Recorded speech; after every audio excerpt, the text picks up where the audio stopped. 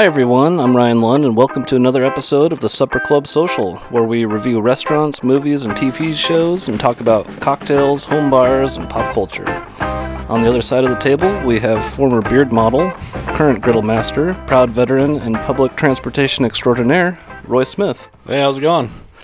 It's going pretty dang good, Roy. How are you doing, officially? Not bad. A lot better than last week. Still recovering from the thing we all had. What should you say? You lost your voice. Well, you didn't lose your voice, No. But you were pretty raspy. If you want to hear my raspy voice, go listen to Ozzy Tells All. Ozzy Tells All, episode 290. Roy does a really good Batman at the end of that. Yeah. Probably the best Batman I've heard. I'm Batman. Oh, yeah. If I'm being completely honest, Never again. In the Michael Keaton era, Batman. Well, cool. Welcome to episode, what are we at? Episode 5? Episode 5. Of the Supper Club Social. We've got a lot on tap here. We are going on recapping Boba, the finale there. Episode Finally. 3 of Ozark. And our segment of the week is going to be James Bond, No Time to Die, featuring the cocktail. This is not historically accurate, but it's accurate for us. The Vesper Martini and Scotch Neat. Scotch down into my belly. So yeah, let's get started. How's your meme game going this week? Pretty heavy. Yeah. I feel like I had a lot of memes sit your way. I think my phone was blowing up all. Yeah. The last one I had, it's the whole Drake meme. I didn't get that one. You haven't seen the Drake one? No. And he's like, no. And then he's like, yeah. Oh, okay. I didn't quite get it So when it it's was in the context of it. Grogu is Drake's face. Yeah. And so it's Grogu and then Yoda's lightsaber. And he's like, no. And then it's Grogu looking like, yeah. Right. And it's the Valerian steel Okay. armor that Mando had made for him. Now I get it. I got So you. yeah, that was a good one. If you know the original meme, I guess. Did you see that one I sent you? It's the guy with the hat. I can't remember his name in Boba. Oh yeah, Cad Bane. Cad. I did get that one. Yeah. And he looks up, and it's Jar Jar Binks. Yeah. That was Jar Jar Binks funny. will live forever in memes. Yeah, and then I had another one. It was Boba Fett when he was wearing like his sand people like. Oh disguise yeah, I or whatever, remember you know, this like one. the big robe, Yeah. and he's just standing there, just pale. And then it's a photo of Uncle Fester from the Addams Family, like wearing his long black robe, and it's Boba Fett's Instagram supposed to be saying, "Stop sending me this shit." Right. And it's too perfect because he looks Yeah. exactly the same. It's so close. Man, I can't wait to go into Boba today because It was a pretty good episode. it was pretty good, and it's officially over. Yeah. I don't know if they're gonna do another one anyway. Let's stay on the memes here. Of course, my phone is recording, so I can't look through any of them.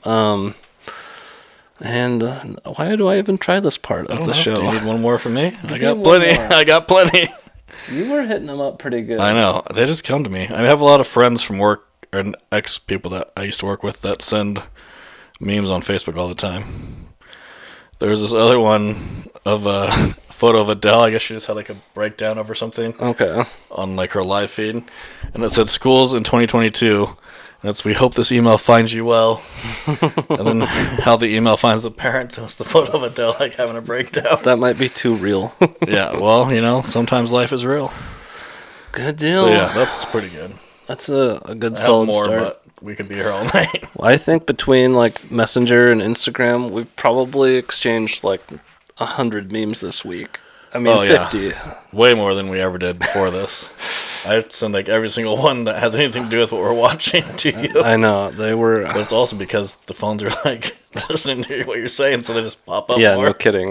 Like, oh, you've been watching this show a lot? Well, here's a bunch of memes to go with it. I got an ad for the Harvey Wallbanger, Oh, wow. so they're listening I to didn't you. get that one. Yeah. I did get some Scotch ones today, though. Oh, really? Boxes for Scotch and whiskey, because I was looking up Scotches to You'd, buy. you'd think they would not listen to your phone calls just because they wouldn't want you to Well, I mean, I'm convinced they listen. Some people say it's just based on your searches and stuff. We have one of those smart thermostats at our house. Oh, yeah. And we were talking in the kitchen one time, and the little Alexa light lit up. Yeah. And Andrew was like, Alexa, stop listening to me. And it didn't work for like 3 weeks. It wouldn't listen. You couldn't ask it a question. I had to go back into the settings and turn it back on. Oh, you just turned on an Alexa. Okay, Alexa, zip it. That's funny. Yeah, perfect timing. So you've been driving the bus? Yep, back to normal. God, just fucking people, man. You had any real dust-ups? Yeah, well, not dust-ups, but just people in general. Yeah, the general public. Like, are you even, like, alive, like, living? Like, have you not seen anything in real life? So I pull up to the stop. It's a lady that rides all the time. Ooh, scotch is good. And she goes, oh, I wasn't expecting to see you here. It's like you're at a bus stop. What you thought was going to pull up? Right. You know, it's like, what do you mean you weren't expecting me? You're waiting for me. That is an odd one. Yeah. And how many repeat customers do you get? Are, like, people that ride it, I mean, you know, like, most of them repeats because they have a routine type of thing? I mean, the people that live out where I drive currently, there's, like, 4 people that you get, not, like, every day, but like, at least once a week. And then with the college kids, it's just whatever time they got out of class. Right. So, and there's so many of them. Oh, they all wear the same thing and dress and look the same. So it's like, I can't tell. Yeah. Yeah. They don't talk. They just swipe their little ID card and go sit down, which is why I like it out there. Don't have to talk to people or answer weird questions all day. I like the sound of that. But yeah, no, for the most part, I mean, if you're doing like one of the routes like in town, then you get a lot of the same people every day. Right. Because they're going to work. Commuters, whatever, basically, yeah. But the college, it's just, well, whatever time they decide to wake up and get to class is when you get them. I've been, you know, it's like beginning of March, and the window cleaning calls are starting to come. It's the beginning of February. Did I say March? Yeah. So March is when it normally happens. Beginning of February. You know, whatever month it is. He had to go to work this week for the first time in like months, so he doesn't know what day it is or month. There's still snow on the ground. Yeah. And, you know, it's like waking a bear up out of hibernation, you know? Yeah. It's tough. So I'm sore as I'll get out, and but it's nice to get outside, and it's been so nice this week. It's been fun to be outside. Yeah, it's been like March weather. Yeah, that's why I said it. Maybe. And then it's supposed to stay that way. And the light, it's been light out till past 5. Yeah, so I got to see the sunset at 5:30 today. Wow, not bad. All right, well, are you feeling satisfied with where we're at the beginning here? Yeah. Oh, I wanted to tell 2 stories, actually. So I had some good dad moments. 2 of them, actually. Mm-hmm. Same kid. My oldest kid's 13. Both happened in the morning, which is exactly when you need to take advantage of your teenage kids. So, depending on how you say that. Yeah, I'm about to say. The context this could be so maybe not good. He's laying on the couch, like watching some ridiculous show or whatever in the morning before school, and one of the other kids left their like kind of kid type blanket out, but it's probably like a 6 by 8 foot shaped blanket, so good sized. He kind of looks at me a little weird as I like go from my seat into the kitchen. Caught his glance, didn't really like it, so I grabbed one of the blankets, wound it up the long way, like 8 feet long, from across the living room. Whoosh, perfect whip right on his leg, and pretty impressive. I was like, that was almost too loud. I was like, God, I'm gonna wake up the baby. He was so impressed. You could just tell, like, crack through all the teenage stuff. Oh, it was so funny. I'm not even that impressed. Yeah, he's like, my leg hurts, but how did you get that to whip? Yeah, that's pretty good. An 8-foot whip. Yeah. With a blanket. With a blanket. And on to him sitting in the blanket. Yeah. Well, I know what you spent your time in the locker room doing when you were in high school. Taking advantage of teenagers. Anyway, and then the other one, we're sitting there on the couch, and he looks at me out of nowhere and goes, Dad, what's it like to be in denial? And I was like, well, it's not too much different than other places. You're like, your feet start getting wet, and then, as you keep walking in, you get wet up to your knees, and then, if you're crazy, you get into your hips, you could get swept away. Yeah. And all of a sudden he goes, "What are you talking about?" I'm like, "The Nile, right? The same thing. The river?" Oh, He's the like, Nile. "In denial?" Yeah, I get it. I was like, where are you going with this? Like, walking into the water? Yeah, so Nile? I took him on this little 5-second roundabout thing, and he just starts laughing. My wife was there. Mm-hmm. She started laughing, so it was a top-notch dad joke there. I had to have been there because I was just confused. I'm like, what the hell are you talking about? Here I am trying to explain it, and I'm still confusing people on it. No, but it's good when you get to the punchline. And it just, he's like, what's it like to be in denial? And I didn't hesitate. I was just like, well, you start walking in, and it's kind of rough on your feet. Whatever I said. Wouldn't it be sandy? Isn't that in like the Middle East? Well, sand, rocks, your feet are probably dry. I don't know. There's probably... it's probably cold. It's hot. It's colder temperature-wise because it's so hot outside. I get, yeah. Shocking. All right. Well, that's my story. Do you want to move on to the good old time here? Yeah. All right, people, grab your seat. It's time for supper. It's supper club time. Yes, it is. Supper club time. We are going to be looking at a restaurant called Pints and Brews. Yep. Pints, Burgers, and Brews. Pints, Burgers, and Brews. PBB. Mm-hmm. Up in the, what'd you call it, the lower Indian Trail area? Or yeah, like 5 Mile Indian Trail.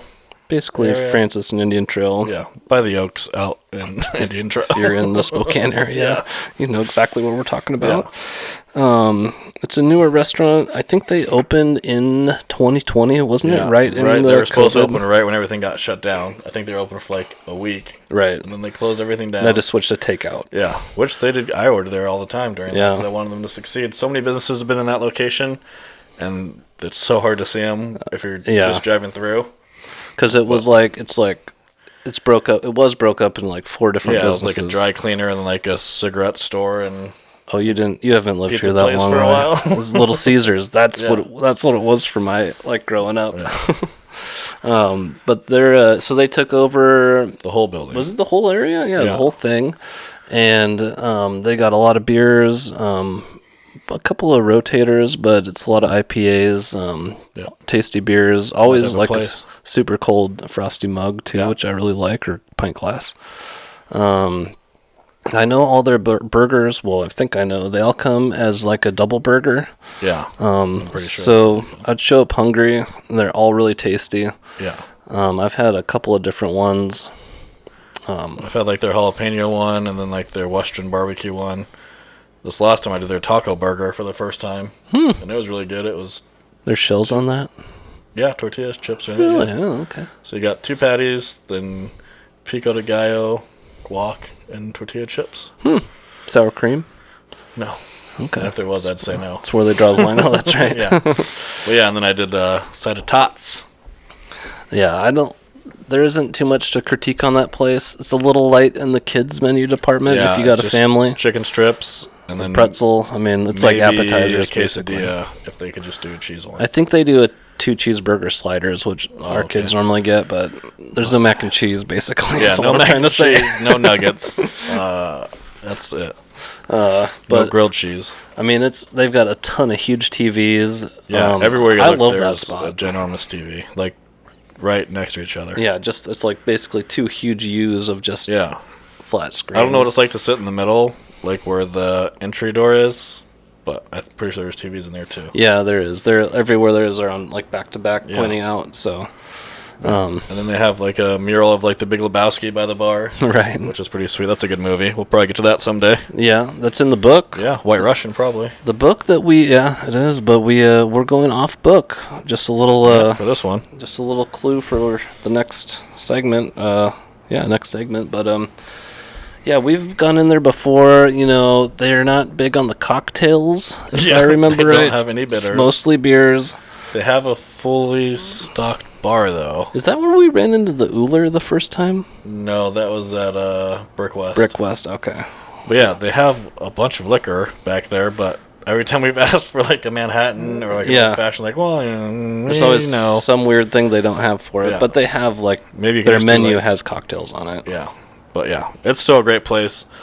The only downfall would be the lack of a kids menu, but yeah, and there is stuff for them to eat, but just specifically for at least my kids, there's no mac and cheese. Yeah, same with mine. And I think the guy that owns that used to own 24 Taps downtown. Is that it? Okay, yeah. Because they used to have the Big Lebowski stuff out there, and then when this one opened up out here, they painted over all the Big Lebowski stuff downtown. Gotcha. Because that used to be on the outside, like on what is it, Jefferson or Lincoln? Huh. Is where it's at. I did not know that. Yeah. But I never ate there, but it's on Lincoln and Riverside, downtown Spokane. So the ownership changed, and he took the Big Lebowski with him? Yeah, or maybe they were like co-owners, and he was like, I want to do my own thing. But yeah, I don't know the whole backstory. I'm not going to try to start any beef between the two places. But well, when one of them spit in each other's face. The Pints, Burgers, and Brews is good. If you live in this part of town, or if you're just trying to try something new, I'd recommend going out there. Yeah, definitely. And if you need any car work, they're in the same parking lot as a auto shop that my friend owns. So hit that place up. At the Texaco station, Indian Trail Service Center. Whoop whoop. All right, Roy, is it time? I think it's time. It's time to dive into the segment of the week. The segment of the week, everyone's favorite segment. What movie are we doing, Roy? We're doing No Time to Die.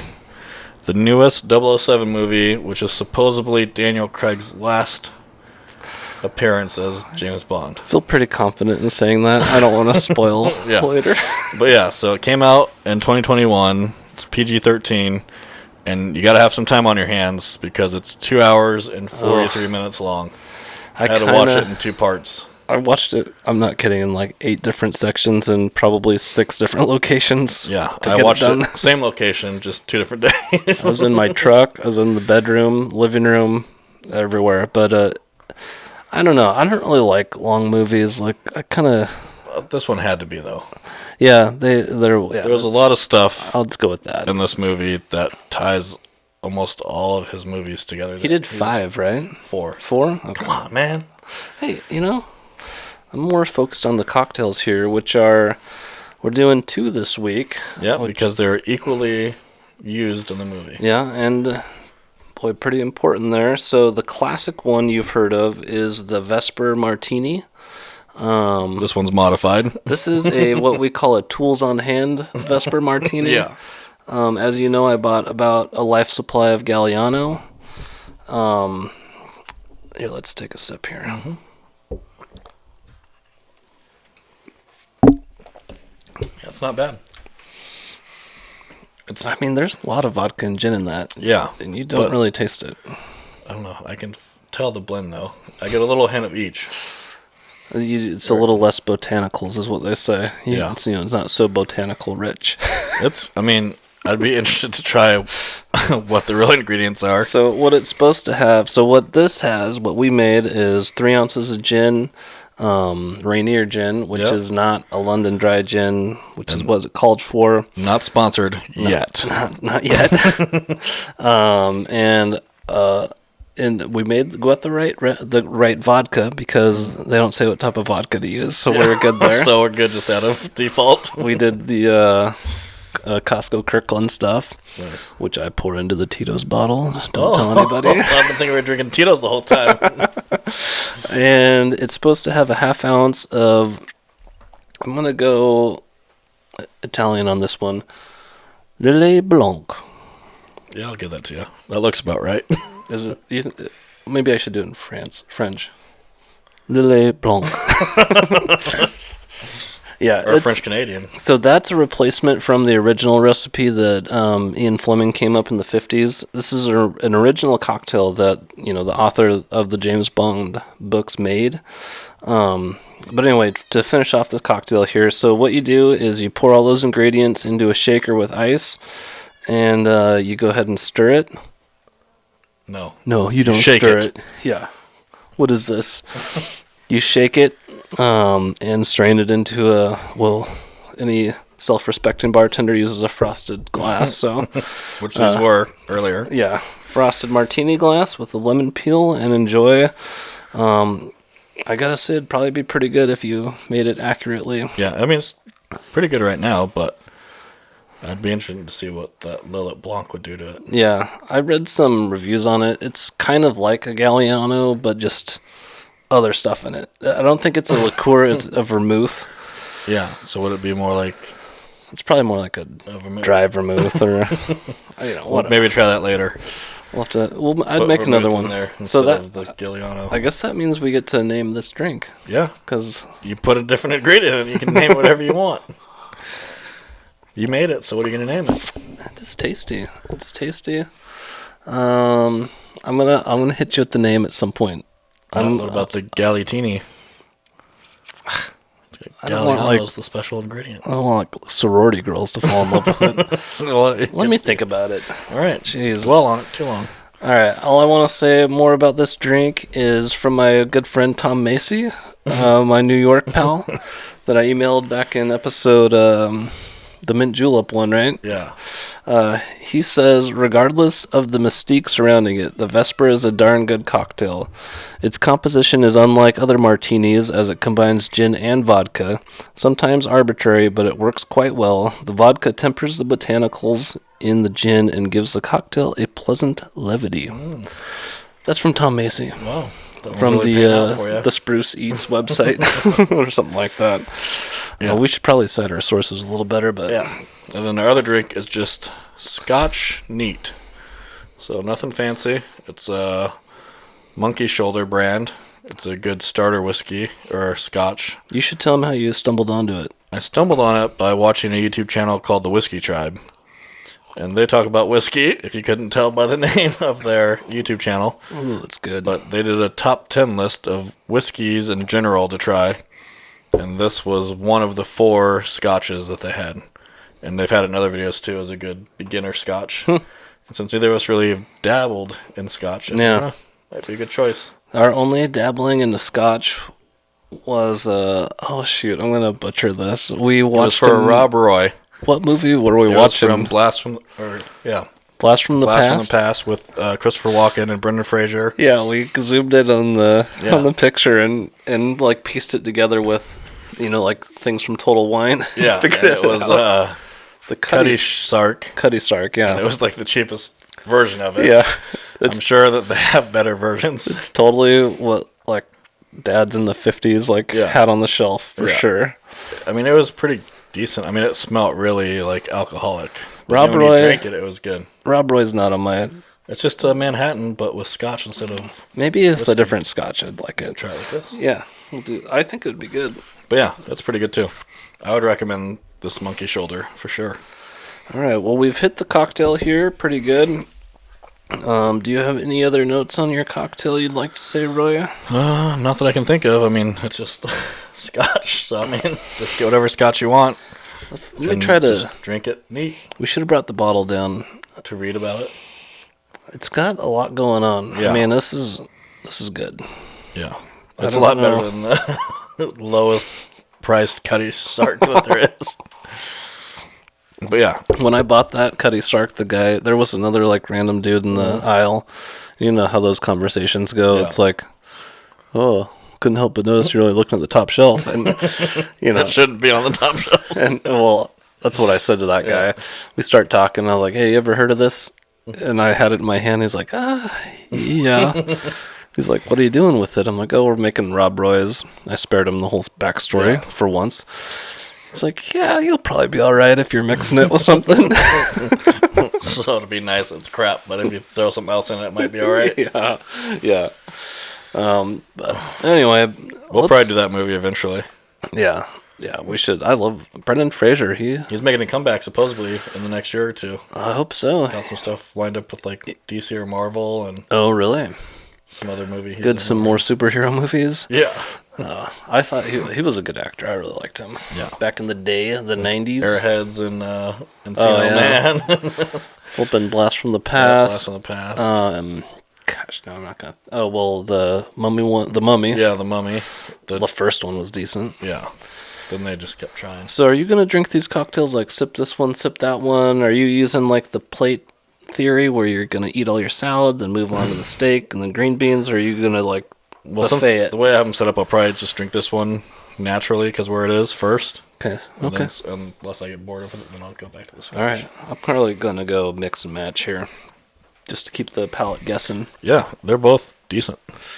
All right, let's dive into this movie, James Bond, No Time to Die. All right, so here we go. Is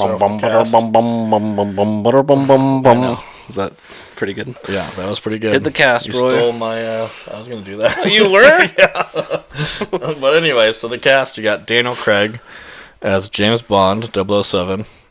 Then you have, some of these names are like French, so Leah Seydoux is Madeline, right? Oh, yes, I do. And then Rami Malek is Safin. Yeah. Lashana Lynch is Nomi/007. Yeah. Which I don't like that. And then Ralph Phineas is M, which was a little sad for me because Judi Dench is always going to be the only person that could be This M. guy's the English Patient, right? Is that what I know him from? Yeah, and I think he's in the Kingsman. Oh, he's Voldemort, too. Yeah. Yeah. He's been in a lot of stuff. He's a good actor, but she was M. Judi Dench was in 8 007s as M. Starting with GoldenEye with Pierce Brosnan. Oh, wow. All the way until Spectra. Did she get killed off then? Or did she leave? Yeah, because she was just like on a video clip in the Spectra one. Like as like she already passed away in the films. And Oh, you mean she died in real life? I don't think she's dead. Oh. I'm saying in the movies she got killed. Okay, gotcha. And then in the last movie she was in, it was just like a video clip that she pre-recorded for James Bond during the movie. Okay. But yeah. All right, well, good deal. Anyways. I missed her too. She was a good part of the show. That's my little rant on that. I'll leave it at that. And then Ben Whishaw is Q. Naomi Harris is Moneypenny. Jeffrey Wright is Felix. Which he was also... Oh my gosh. There's a massive conspiracy going on here. Also in Game Night as Agent Henderson, which we watched and did last week. Where we first said there's been like a bunch of actors going from each movie we watched and completely on accident. Not only one, but then Billy Magnuson is Logan Ash, who was Ryan in Game Night. So two guys from the same movie in the next movie we watched, and we picked this one at. I just Googled like famous characters with cocktails, and James Bond, of course, pops up. And then so we're on this weird wormhole. Who's it going to be next? I don't know. And then Christopher Walt is Blofeld, and then Anada Armas is Paloma. Yeah. She doesn't do a lot in this movie. No, I thought from the previews you think she's in a lot. Yeah. And she was good at the beginning. I wish she was in more. She was like a newer CIA operative type in the movie. Right. She did pretty good. She was a funny little character, I guess. She had some jokes. So that's the cast, the main cast. I mean, there's tons of people in it. So this is almost a 3-hour movie.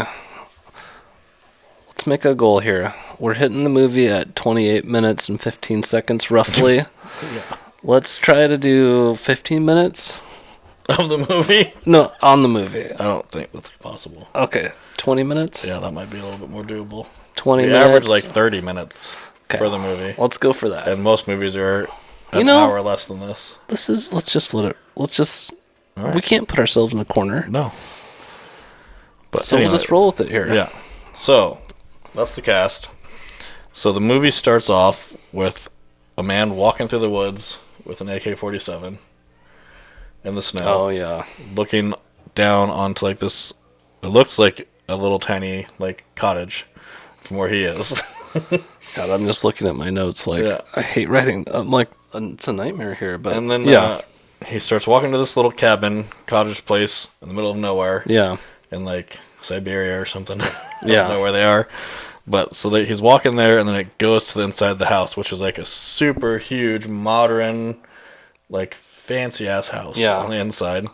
And there's a girl like in there, and then her mom's like an alcoholic, like half passed out on the couch. Right. She calls the girl down to get her more wine, and then brutal. Then the man shows up in the window. He's wearing this creepy, like, porcelain doll mask. Kind of a V for Vendetta type thing going on.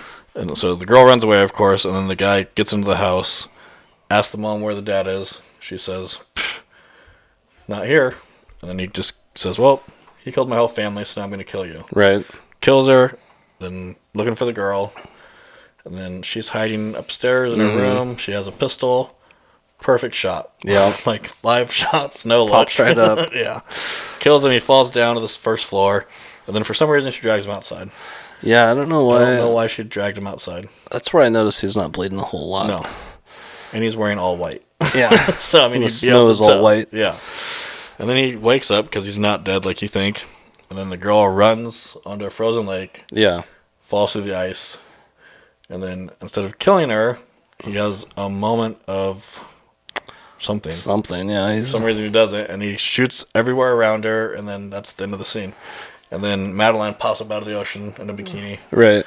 And James Bond's like, oh, where were you? And so it was her having a flashback of whatever happened in her childhood. Yeah, so yeah. That's her. James Bond is with her now. Yeah. They're married, right? No, I don't think they're married yet, but they're very serious. Right. I think if things went to plan, they would have been engaged during their little vacation they were on. Right. But anyways, so now they're in some place where Vesper lies. I'd say like Jamaica-ish. No, that's when he's like... Oh, that's his own thing. Yeah, okay. They're like in Italy or something. Yeah, or France it's those like a side of a mountain carved into the really nice. stone. Like, it looks like it'd be a great vacation spot. Really cool, yeah. But they're doing this whole thing like you got to let go of your past before you can get on with our future type of thing. And Bond's old love interest from, I think it was Casino Royale. Vesper? Yes, Vesper Lides, which was Eva Green in Casino Royale. She died in that movie. Yeah. I never... yeah. I wish I would have seen... I could have watched 19,000 hours of James Bond to know it all. I know all the old ones, but I haven't watched... I don't really retain them. I don't know why. There's a lot of stuff back in them. Yeah. But, so anyway, she goes and visits her grave because she's like, well, you need to move on with her before we can move on. Right. And then there just happens to be a little octopus card there. He picks it up, and the whole gravesite blows up in his face. Unscathed. He got dirty. Explosion. He got dirt on him. But, man, I've been like 50 yards away from an explosion. It rocks your world. Right. Especially let alone right in your face. All the rocks and stuff. Yeah. Like, he would be crushed practically. And then some crazy chase ensues, which is pretty much the whole preview of the movie. Right. Which was nice. Yeah, we haven't hit the... We haven't hit the what do you call it? Credits yet. The credits, opening credits, still not. Yeah. So they do this huge chase with this Cyclops, crazy eye, freaking Russian guy. And some things are so predictable in these movies that are Rabs. They're comforting. Typical Rabs. Oh jeez. What was that from? Oh, thank you for smoking. Yeah, your Russians, Arabs, and villains are all the ones who smoke. Yeah, so they're I don't doing think he ever smoked in that movie. No, but I mean, has to be a Russian. Oh, that was. And so is the scientist. Yes, Russian. he was very Russian. He was like GoldenEye type Russian. So they're like having this huge fight, and then the guy says something about like, "Oh, Blofeld sends his regards to Spectra's daughter." As Bond's like choking him out. Right. And then all of a sudden Bond's back at the hotel. He does some like ninja move off the bridge. Yeah. Swings down. There's a lot of action packed in the first 24 minutes of this movie. Yeah. From starting out like high, then like, oh, everything's peaceful, wonderful for them, and then all of a sudden back in the shed. Right, yeah. Yeah, and so he's back there, and now he thinks that it was Melinda's whole setup. Madeline's whole thing set him up because she told me to go, and then it blew up, and now all these guys are trying to kill me. And then he said, the Cyclops guy said something about... Yeah, like she was related to somebody that he should know about. So, he totally believes the villain and just throws away this relationship. Yep, and so she's like, oh, what's happening? And he's like, well, we're leaving. And he's like, oh, I have something to tell you. He's like, I bet you do. And then another car chase pursues. Right. And he's in his Aston Martin. Are we after the credits yet? Nope, still before the credits. Okay. And then they're in his sweet little Bond Aston Oh Martin. yeah, this one. Yeah, they get like chased down on a bridge. Yeah, and then they get cornered. Yeah, by everybody. And he's in despair. He can't believe what he's having to deal with. And she's freaking out because he's just stopped there, letting them shoot at this car. Yeah, and they're just very accurate on the bulletproof glass, though. Yeah, okay. I was going to ask you. It seemed like a pretty eventually accurate. They will get through there, right? If you keep shooting the same spot, because it's just a bunch of large glass that slowly shatter. And so you could see it. The one guy was zeroed in on one spot, and the camera kept coming to it, and it would just you could see it move a little bit. But yeah, it's great to have. Yeah, but they had a good, accurate depiction of it in that movie. But Bond has the coolest cars. Yeah. Like, even out of, like, superheroes, he has the coolest cars. I mean, they're stylish. Yes. They're functional. Fast. And they're indestructible. Yeah, indestructible. Really, Nick Fury from the Marvel universe should really look at one of these, you know. Because he's just a normal man. And he's got a fancy old thing that always gets busted up. Yeah, so then they get to the train station after he kills all those people. Yeah, he busts out the miniguns, does a couple of donuts, and just gets out of there. Yeah, and then they get to the train station, and he puts her on the train, and she's like, how will I know to get you? And he's like, you'll never see me again. Right. And then she grabs her chest, like out of disbelief, and then she has a whole dramatic run through the train. She doesn't say, wait, why? No. Just, okay, that's it. Why? Like, why did you show up back from your wife's or your old girlfriend's grave, like covered in dirt, dirty? People chasing after you. She's just totally melted in. But yeah, and so then, now finally, you're at 24 minutes into this movie, right? And they finally roll the thing on every Bond movie. They got their theme song by Billie Eilish. Oh, got all the crazy clocks and stuff falling in the sand, and it was a pretty cool intro scene. Really, I mean, they had like the DNA thing, but it was guns. Yeah, and they were shooting across to make the DNA ladder thing. They always do a good job on those opening scenes. They give you little clues into the movie. Yeah, and so it's really cool. And then the theme songs always have the singers and stuff too are always really good. Right. Yeah. No. At least in the Daniel Craig ones, those are the ones I really remember the music too. Yeah, they're all have. They're all good. Like I know Jack White and Alicia Keys did one. Oh really? Adele's done one for this, and then Billie Eilish did this new one. But so yeah, they roll the credits, and then 5 years later, Bond's kicking it in Jamaica, right, on some rinky little sailboat. Yeah. Thing like you guys have at the property. Yeah. Well, this was a little fancier, but yeah, he's just rocking, just sailing, just to himself. You know, they picked the most solo type. Probably shouldn't take a drink at the same time. It's dead air, Roy. I either have real chunks of wood in here, or I didn't rinse this glass out very well. Either way, so he's cruising back to his little house in Jamaica. Gets to the dock, he has some big fish, a t-shirt that's like 3 sizes too small. Yeah.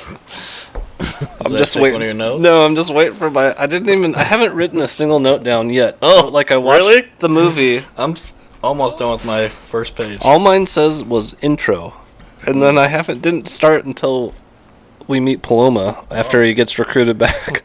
Yeah, so he's in Jamaica. So don't worry, I'll be here for you, Roy. I'm gonna hit the middle of this movie so hard. All the talking. And so he's in Jamaica doing his own thing. Maybe and then I have it on my phone or something. Then it cuts to some biolab. Yeah. Like, and these scientists are picking on this Russian guy. Oh, that was so funny. Like, they put smallpox in his leftovers or something. No, I can't eat this. Yeah. I'm gonna have to stay away from my Russian accent on this one, but yeah, so it's pretty funny that they screw with this guy with smallpox though. Like, and he's like, I'm gonna put Ebola in your soup or something, and I'm gonna watch you die. Yeah, it'll sweat through your face. Yeah, and then he gets a phone call by Spectre, I'm guessing, or maybe it was Boba Fett. It doesn't really say. It was either Safin or it could have been Safin. One of the higher ups of the evil gang. There's a lot of bad guys in this movie. It was like just enough of that like intrigue stuff that I like kind of lost what was happening, and then I would figure it out. I mean, as I guess you're probably supposed to when you're watching the movie, but so they break in this biolab, and there's guys all geared up, come flying through the windows. Yeah, and they get the phone call to the Russian guy, and they're like, "Oh well, upload it onto your thumb drive and then swallow it." You missed. He ordered his first. Oh no, we're not there yet, are we? No. Right, man, get with the program, man. Figure it out. Just tell me. But yeah, so tell me anyways, when they meet Paloma. we're getting there. Well, we still have to go, man. And so they kill all these people. He gets this poisonous DNA finding disease thing. He weaponizes it. Microbots and stuff. Yeah. And then they take the scientists and they have this crazy magnetic repelling system. They go down this that was pretty cool. That was pretty sweet. They make the new gadgets in James Bond always they're half okay, yeah, I could get it. To see it really happening. Yeah. But anyway, so they have this crazy thing, and then it goes back to Bond walking into his house, and then there's a cigar sitting on his mantle.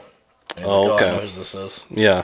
So he goes into town, and he meets Felix, and what's his face?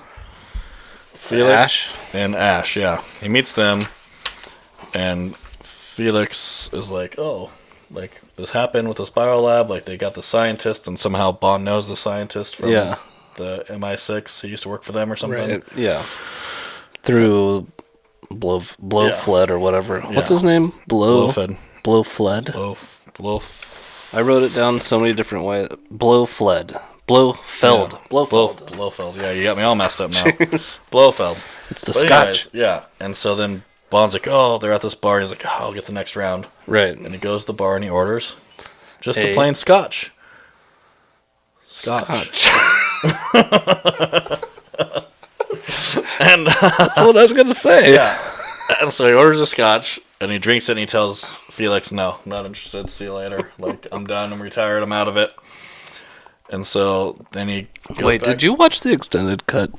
I don't know. Extended cut. I'm pretty sure. You missed the first half of the movie. Well, I've got 19 kids. Maybe one of them was acting up.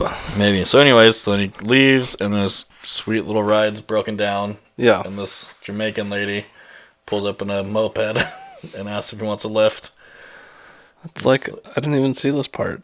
And so they go back to his house. Okay. And then she just walks right in she's going to give him a little hanky-panky. Wait, she's got the wig on, right? Yeah. Okay. So now you remember watching. I'm getting in there. So here's where Ryan started watching the movie. So he walks in, and then he pours himself another Scotch. Okay. And then he drinks that. This is fun. It's I'm hearing it for the first time. And then they're in his bedroom, and it's oh, well, this is quick. A quick little intro to him. She goes in and is like, where's the bedroom? Yeah. She's going to give it up. Yeah. But it's a trick. Yeah. She pulls off the wig, turns around, yeah, and it's Nomi, who is now the newest 007. And she's 007. Yeah. Because he's retired. Right. So she kind of jabs him with that, oh, you thought they'd retire, huh? He's whatever. Yeah, he lets it roll off the shoulders, but... And then he downs that Scotch, and he pours himself another. And then she tells him, don't work with the CIA, we're going after this guy. And he's like, oh, so you guys are working on the same case, but not talking to either? That's going to be real messy. Right, yeah. Which it kind of does. Yeah, it gets a little messy. And so now... you got to throw an evil betrayer in there, too. She leaves because she's got his message to him, oh, we're done. Mm-hmm. I think he calls him at that point and says, what the hell? Why is that guy still alive? Why is he out working for you? And how'd you let this chemical warfare thing get loose? And then he quickly circles back. You're always looking at me like I'm about to talk about something that happens in 45 minutes. We watched the same movie, I thought. And doesn't immediately make sure Blofeld is in jail still. Mm-hmm. All right, keep going, Roy. Just wake me up. I'm the only one that watched this movie for the first half. Yeah, well, all right. I deserve that. Yeah, so then Bond hangs up with M because he's pissed off now. He calls Felix, says, I'm going to do it for you. And so he's like, all right, here's your contact. Go to Cuba. Right. So he flies to Cuba. Go. Okay. Here you go. And he meets Paloma. Yeah, he meets Paloma. She's dressed up in a ball gown, at this little bodega. Yeah, skimpy little thing. Yep. And she pulls him in this storage cellar. Yeah, and he's like, okay, here we go. Shouldn't we from James Bond? I gotta expect this. Yeah, learn about each other a little first before we start undressing each other. Yeah, because she starts unbuttoning his shirt, and zipping his pants. He's like, okay. And she's like, oh, sorry, it's for this. And she pulls out the infamous James Bond suit. Right. And which I get undressed by women so often that I just stand there. I'm like, okay, let's do it. And so he gets suited up. and then they go to this party with all the Spectra agents in it, supposedly, Right. but yet no one tries to kill him. No. You think that he would be, like, most wanted by them. Right. Like, everybody knows his face. Yeah. But nope, he's just walking around freely with this Paloma girl. Yeah. Just dancing, drinking. Before they go in there, Roy, he says, let's get a drink. Oh, he does say let's get a drink. I don't... So then, Can't believe you didn't see that. But he orders a vodka martini. Yeah. Yeah. That's what he gets. Yeah, and so that's what he's got. That's why we got the martini and the scotch. He orders the... I thought you said vodka, but I was listening trying to take notes at the same time. It was vodka martini. Oh, he did say vodka martini? Yeah. But this is like what he actually drinks in all the other movies. It's a Vespa. Vesper. Okay. Off of the gal. Yeah. Yeah. All right. So, anyways, he orders a drink, and then they drink it, and then they're trying to find this Russian scientist that got abducted. Yeah. And then there's a tray walking around with a little eyeball on it, and somebody's talking. Right. And it ends up being Blofeld. That's gonna be a rough one. Yeah. Whole movie. It's a weird. They have weird names. Yeah. He's on this Bond. weird video chat. Yeah, talking to all these people, and then he's like, "And now, welcome to your party, Bond." Right. Because now you're gonna die. Right. And so they start dumping this gas through the vents. Mm-hmm. That's supposed to only be able to get you from your DNA, so it can kill one person Like in it's the whole room without killing anybody else. An assassin. Yeah. Basically. And then what happens? The good old sneaky Russian scientist. Yeah. Double backstab. Pulled Russian scientist moves. Yep. He did a little double backstab. Yeah. And all the Spectre agents are dying. Right. Gruesome deaths. Yeah, like Pretty brutal. like mustard gas. You can't just give people a heart attack. Like, Nope. you gotta have their Gotta face melt their bubble face up. off. But anyways, and so then they see the Russian scientist. They start chasing him while having a big gunfight. Oh, yeah. Good gunfight. A lot of pistol action in a Bond movie. MP5s, Yeah. which are fun. I've never shot one. That you should, if you can find one. But so yeah, they're doing a big old shoot up of this fancy like house party place, Right. and then Bond sees the Russian scientist, Yep. and a waiter's just standing there, walking around like nothing's happening. It seems like, right? Really? I don't remember that Or part. maybe it's sitting on a table. He Yeah. grabs like a drink tray Oh, yeah. that has a martini on it. Yeah, he chugs the rest of that. No, he throws the drink tray like a frisbee, hits the guy in the back of the knee. He falls, and he looks at the martini, and he downs Then it. he drinks it. Yeah, All I could think is like, man, you just downed a lemon peel. yeah. Like, I know that's floating in there. So they finally get the Russian spy, and then Nomi shows up, and they have a whole tug of war thing. with Right. this Russian guy. Let's She call her had 007. Okay. Or else I'm going to get really 007. royally mixed up. She's She's the 007. new 007. She's 007. What? You can't do anything about it, Roy. I know, but it's just weird to have two 007s in the same movie. He's James. He I hasn't know. been reinstated yet officially. Yeah, I know, but still, it's not right. That it doesn't. I don't know. He is 007 in the movie. Why do you have two 007s? I don't know. Well, they make a lot of jokes through it. Yeah, they do. They do jab each other back and forth about it. not like in a hilarious joke kind of way, but No, like, I'm better than you. Kinda I have funny. your number type of thing. yeah, there was some low hanging fruit that they. Yeah, I mean, it made for good barter, but Where are we at? Have we hit the part where he shoots the zip line instead of shooting at the people when they're getting away? I think he's with the Russian scientist is with the new 007. They're zip lining away, Oh, yeah. and he shoots like where the zip line sticks into the wall, rather than like I don't know what. I guess I just want to kill either of them, but I mean Yeah. it's a 2-story fall. yeah. Man, But anyways, it's a whole back and forth between them, and then 007 ends up with the Russian scientist, and then Paloma and Bond are shooting their way out to get a car, right? and then Paloma gets in the car and runs it into like. She what is goes a scaffolding. Yeah, right into the scaffolding that the scientist is on, and he falls all the way down to the car, and then Bond and her have him again. Yeah, As they drive off. weird move. Yeah, 007 stranded by herself with like everybody in the police after her. Yeah, And Bond and Paloma drive to the seaport, I guess you'd call it. Or the yeah, marina. where the new 007 landed plane, Yeah, so so they they can. steal her plane. Paloma goes her own way. She doesn't take the keys with her. Seems like a mistake. Well, she's from there, so Maybe she has a stash house somewhere by there. I guess you're just counting on other people not being able to fly. Yeah. Never get stolen. But yeah, anyways. Yeah.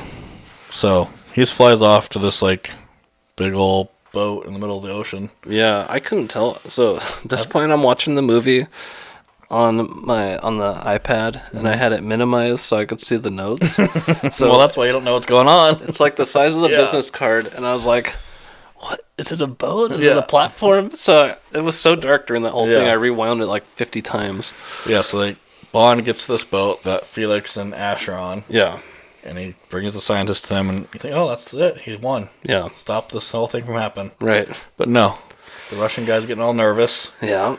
And he's kind of unclear. He's like, Yeah. it seems like the Russian guy doesn't quite know who everybody is working Yeah. for, but he knows who his ultimate boss is. Yeah. And another double cross. Yeah. Good old Logan Ash God damn it. is the man behind the whole setup. Right. Bond's like, how come they knew I was going to be there? Yeah. Like, how's this all possible? And the Logan guy is a CIA guy, right? Well, At least I'm in the supposed to be. CIA. Yeah. Or But I mean, some like, sort of that's where he agent, knows yeah. Bond. That's well, why he no, Bond didn't know him till this one. He knows Felix, who's CIA. Gotcha. Felix brought this Logan guy in. Gotcha. He brung him. Yeah, he brought him in. But, anyways, yeah, so then Logan, the Russian guy's kind of like, well, that guy. Yeah. Like, what are you talking about? Like, he's right there. Yeah. And then Logan shoots Felix. And then, Gut shot. yep, takes the Russian onto the plane. Right. Oh, I lost my... And then locks Bond and Felix down. in the Yeah, bottom of this downstairs. A boat. lot of locking of people in spaces in this movie. Yeah. And so they end up down in, like, the engine compartment, I guess. Yeah, and then he puts a Explosion. bomb, happens to be in the same room that they're in. Yeah. And then it starts flooding. Felix is pretty much bleeding out the whole time. Yeah, And then he does the whole, oh, let me go. right. Like, don't wait for me. Yeah, Save yourself. exactly. And then Bond has the best lung capacity ever, and he swims from the bottom of the ocean. And the only thing that survived the wreck, the life raft. Right. And Floating so, up there. how Well, lucky that's is a he? well-designed Yeah. ship, Yeah. or How platform. lucky is he? But the only thing that floated to the surface besides him was the life raft. So I he like gets on how that. he's just sitting in that thing, just Yeah. Floating just right in front of him. Didn't have to swim that far. right. But yeah, so he gets on there, and then all of a sudden he's back in England, I'm guessing, where MI6 is. Yeah, I said London. Yeah, Yeah. back in the office. And, They're walking. That's one of the parts where they're walking through the office. James Bond and the new 007, Oh, yeah, and they're- everyone keeps going, "Oh, 007," yeah. and it's kind of funny. Yeah, 'cause they're it's trying to only talk- kind of funny. Like that could be really funny, but they didn't really. Yeah, they didn't capitalize on it. Yeah. But, I mean, it was... Bond Yeah. doesn't really have good chemistry with Anybody. any of the people. Well, in no, the show. because I think the movie before this, like, he just vanished. Oh, for a well, while. yeah, they do say that later. Yeah. And then he... Well, no, in the prior... And then he comes back and... Right. all Oh. this other stuff. But anyways, yeah, so it's real confusing because, like, this new person's 007, but then he's 007. Right. But they're both in the same room at the same time. Yeah. Like, so it's kind of funny, confusing. And I guess they all thought he was dead, so they're all shocked that he was Yeah. even there because he went so far off the grid. Yeah. And so then M is and Minnie are talking to him about trying to get with Blofeld. Mm-hmm. Or talk to him because he's like, well, he knew I was there. He was talking. Right. Somehow he knew I was there. How did he know I was there if he's locked up in your secure Yeah. place? And M is kind of making it seem like, we know everything that's going on. Yeah. We got it all settled. Yeah, this M is definitely not as good as Judi Dench M. She had it way more locked down. She doesn't have the edge. He doesn't have the edge of Yeah. the wall where everything James Bond knows is here, and then she knows all this other stuff. You can tell it's just all muddled. But where are we at here? But yeah, so they talk, and then he's like, well, no one can talk to him except for one person. All right. And he's like, who? And they go, his shrink. Yeah. And then light comes on. He's like, fuck. I know who the shrink is going to be. Yeah. Because he had to go see her as a shrink. Right. And so I was like, oh, it's going to be her. Flippin' Madeline. Yep. And so then he's like, well, I guess we got to do this. Yeah. And then it goes to Madeline going to work for an appointment. And the secretary's like, oh, he's a real strange guy in there. He kind of creeps me out. Right. And she's like, oh, whatever. Like, I'm a shrink. Like, I see a lot of weird people. And she goes in, and yeah. there's He's hitting all the weird Good old vibes for Safin. sure. Yeah. Rami Malek. And not your Night at the Museum Rami Malek either. No, and not not your Freddie Mercury one either. Nope, definitely not. I mean, kind of, but not. Oh yeah, I could see he was kind of leaning on that performance a little bit. But yeah, real creepy. Yeah, he's all scarred up. From the poison. He is kind of doing Freddie Mercury when he's I feel like he put the teeth back in. Yeah. But anyways, so yeah, he's this other villain, Safin.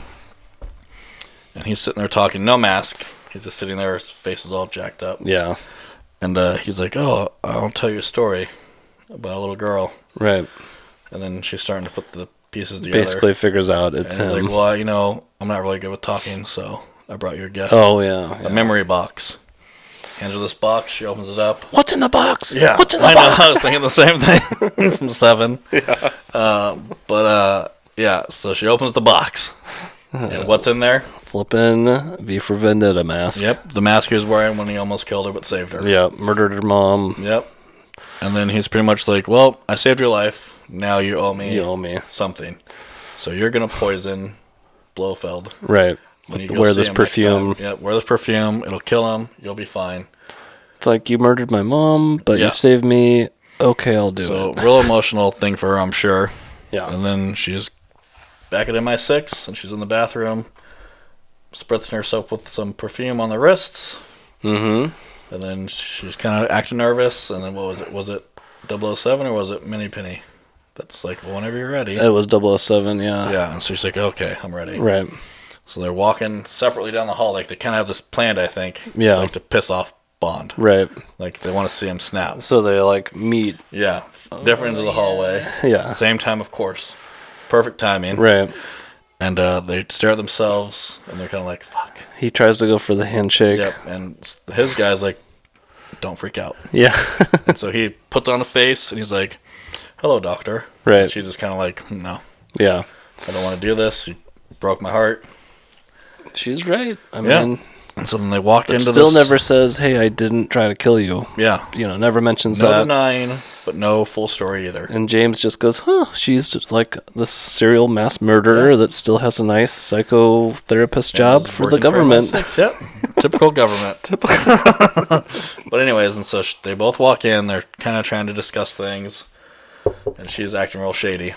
Real shaky. Nervous. You see this weird, like, floating cage thing coming down the hallway towards him. He is locked up. Yeah. He's not. Like Hannibal Lecter. Yeah. But, so he's getting closer. Then she's starting to shake. He's like, why are you shaking? Right. And she's all nervous. And then she's like, I can't do this. Right. She turns around. Bond grabs her by the wrist. Yeah. He's like, what's wrong? She's like, I just can't do this. Let me out. Let me out. Big mistake. So they let her out because she's freaking out. Yeah. And he's like, well, this isn't going to work. Right.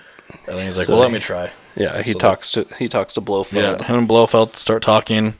He's like, who's trying to kill me? Like, how are these people? Why are you coming after me? And all she keeps saying is, like,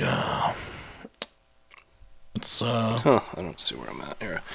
He keeps telling something about Madeline as the answer to his question. Yeah. He's like, who is your boss? Who are you trying to... Yeah. Who's trying to kill you? Yeah. And she's like, well... She has the answers. And he's like, what are you talking about? He gets all frustrated. Right, because he's just being jerked around by this psycho. So he starts choking him, and then they start yelling on the PA system, like, stop, and the other agent comes in. Solid choke. Yeah. Like, for a good 20, 30 seconds. Your throat doesn't recover from that very fast. His definitely does not. No. So now they're turned around, looking at the opposite direction. They're like, it's not working. Like, this isn't going to work. Like, let's just get out of here. He's like, I know how to interrogate people, okay? Yeah, I broke one little rule. He's like, you broke the most important rule. And then they turn around, and he is... dead. Face kind of melting. Yeah. And then they find out that she must have the chemical on her. Yeah. Do we know it's this Heracles thing at this point? Yeah. Has anybody mentioned it? Okay. They mentioned it, yeah. I just forgot the name of it. That's the name of Hercules or something else. Yeah, I know. I wrote it down like 4 different ways. But it's called Heracles. Yeah. In the DNA little robots thing. Once you have it on you, it won't come off. It's stuck on you forever. But if you ever run into the person that it's supposed to kill... Or related to, it'll kill him. It'll kill him, eventually, once it reaches him. Yeah, so real tricky chemical warfare stuff. Typical government project, you know. That shouldn't get out, but it did. Can't fill the potholes, but... Build some crazy DNA tracking microbots to kill everybody. Yeah, and so then that's kind of that scene. And then they try to decide, well, it must be this other guy. The Safin guy. Right, yeah, they kind of figured that out. You still haven't figured out where we are, huh? I'm all cross-eyed with going back and forth from the Scotch to this Vesper thing. Yeah. Or I missed a part. So Boy, we're just going dead air then. Yeah. I mean, you just want me to keep going while you figure it out? He's going to go find Madeline now. At the cabin. Madeline and James meet Blofeld. Oh, wow, there we go. Yeah, you're getting closer, getting closer. I found it. But anyway, so they talk with M and Q and Moneypenny and all this stuff. Do you want to switch notes? No, I don't. All right. They're like, okay, well, we got to find Madeline, and we have to find Safin, and we need to find this Alex guy. Yep, okay. And so they send 007 to go find... Ash. Logan Ash. I'm here. Yeah. And they send Bond to find Madeline. I'm tracking. Yeah. And so Bond knows about this cabin. Right. And so he finds her there. Right, yeah. And she's in the house alone, and he walks up and they have a whole emotional, like, oh, I'm so sorry, like, what the hell's going on? Like, yeah. I broke my heart to say goodbye to you type of thing. And Blofeld told him that it was him that planted the bomb at Vesper's grave. Yeah. So at that point, he knows that he screwed it up. Yeah, I forgot about that part. Good thing you found your notes. Boy, man, I pulled it out! Yeah, so anyways, so he's at this little cabin where the whole movie started, and then they're about to get down and dirty. Yeah, oh boy, it's getting close. And all of a sudden you hear a weird, like, slinky noise. Yeah. And there's a little kid that's about 5 years old. Slinky noise? Did you know it was a slinky noise before you saw it? No. A slinky? Okay. I thought it might be some weird cyborg thing or something. I know, I totally But anyways, so there's a kid. And Bond's like, 5 years? That kid looks about 5 years old. Yeah. You had something to tell me. Yeah. And he's like, is that mine? She's like, not yours. Nope. Not your problem. Don't worry about it. And he's like, she has my eyes. Blue eyes? Not yours. Nope. Definitely not yours. And then M calls her, or calls him, and says, hey, Ash is there. Or 007's tracking Ash, and she's nearby. And he's like, well, that doesn't make sense. Yeah, he pulls it up on his phone. He's like, why is she following me? Yeah. And he's like, he's not. She's following Ash. Yeah. Is that what you just said? Yeah.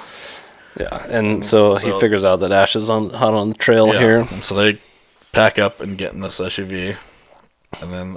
I'm going old style... Range Rover. Land compared Cruiser. To the new Range Rovers that the bad guys have. Yeah. I just wasn't sure if it was the 80s. It kind of had some Land Cruiser vibes to me. Yeah, but it could didn't be either one. Yeah, well. They're pretty similar. Okay, if you don't want to talk about it, let's move on. Anyways, so then they get in this big chase through the woods. Yep. And Bond wrecks all these people. And then, he takes care of the two first cars, like, no problem. Yeah. And then all of a sudden, like... And the motorcyclists. A whole army shows up, basically. And then they hide in this little hut. And Bond goes and starts shooting his gun up in the air to distract him and bring him towards him. Right. And then he uses the winch on one of the vehicles. Classic. And, pretty much decapitates one of the motorcyclists with the winch cable. Catches him in the ribs. Well, I know. Don't be gruesome for no reason. Well, I've seen some things. But, And then it comes down to him and Ash. Yeah. Oh, yeah. And then Ash is chasing after him in the car. And then the driver just drives right into a down log. Yeah. Flips over. He sees, kill of the week. Yeah. And then Bond kills the driver. And then Ash is lying on the ground. Yeah. Underneath, a teetering car. SUV. Yeah. And he's like, come on, brother, help me out. And he's like, I had a brother. His name was Felix. You killed him. And then he pushes the SUV over onto him and smashes him to death. It does the full rollover. Yeah. So he's dead, and then all of a sudden he hears a helicopter. Right. And he starts running back to the little lodge, and Madeline and the girl are gone. It's like you just can't get ahead. Yep. Runs out to the field, the helicopter's taking off with them in it. Yep. And then 007 shows up, gives him a ride. Yeah, he's on his, like, the walk of shame out of the foggy woods, and who shows up but 007.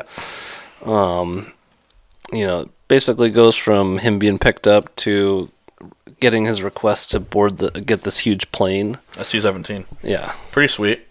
He calls it a huge plane, It is a huge plane. I know what it was, just so you know. C-5 is bigger. Oh, really? I've flown one of those, too. It's double-decker. They put a other I don't think level I've up seen there. You that. have to climb up the steep-ass ladder to get up there. Huh. They put, So they put, like, airlines up equipment on the bottom and then people on the top? It's like the only plane that can fly an Abrams tank. Interesting. But the C-17 is pretty sweet. I've flown on those, too. A lot of stuff on them. You supposed to be revealing international secrets? It's not international secrets. Okay. You can go to any air show and see the inside of any of these planes. But, so yeah, anyways. They get in this thing, they got some weird, like... They basically... Well, they meet up with Q and M and get a mission update, a gadget refill, and Bond gets his 007 status back. Yeah, because now was like, oh, he can have his 7. Yeah, in the most unceremonious, like... Yeah. Just, I don't know. They could have... They had it in the movie. They should have done it up. Yeah. So then they find this island full of poisonous stuff that Yeah. Safin's at with the girl and the kid. It's basically this Heracles thing. It's a Heracles factory. Yeah. They're going to put it in everybody, and... They have a huge lab with everybody's DNA in it. Right. They're going to kill who they want, so they quickly realize they got to, like, blow up the whole island, everything. But it's under jurisdiction of Japan and Russia. Yeah, it's a disputed island. Yeah. So... A lot of international problems going. Yeah, there's a couple of irons in the fire here. But anyway, so him and 007 now what is she? Does she know me now? Yeah, now she just... Well, yeah, that's actually... Look at my note here. Yeah. 00 question mark. Yeah, so she's a 00 something. Yeah. And now he's 007 again. They're kicking ass and taking names inside this plant. Yeah. They find the scientist. They rough him up because he won't shut up. And then, does he ever get shot? I can't. No. I keep thinking, like, just kill this. They're doing this huge shootout up in the lab. They set it with explosives. And then they're having a shootout, and one of the bad guys falls down into the water where all those people in Kimtut's are at. That's and he boils to death. Yeah, okay. And then Bond goes his own way to try to open up these doors and find the girl and Madeline. Yep. 007 is trying to get this Russian spy out. Right. Or scientist. And then she's tired of him. He goes with the... Does he do the you people thing? Yeah. Yeah. I Something could kill, like, all the black people, basically. Yeah. And she's had enough, and... So they're on this catwalk, and Spartan kicks him down into the water, and he boils to death, pretty much. He got a death he deserved. For sure. I cracked up earlier, though, with him, because Bond was like, just shut him up. She, like, judo chops him in the nose. 2 seconds later, he's like, oh, my nose is hurting so bad! Anyway, so now he's dead, and 007's just, or Naomi's going around just shooting out her way to where they're going to rendezvous. Yeah. And Bond's looking for Madeline and the kid. And he ends up running in back Safin after he calls and says, come to me alone, and we'll talk. Well, here, I'm not screwing this up, but... So he opens the blast doors to the missile silos. Nope. We're not there yet? Nope. Okay, that's what I thought you skipped over. Okay. All right, so yeah, he meets up with Safin. Safin's got the daughter. And it's kind of like Safin goes, Bond, get out of here. I'll give you the kid. And I keep Madeline. Yeah, or else I'll kill the girl and probably you. Bond basically kneels down. Cowarding, yeah.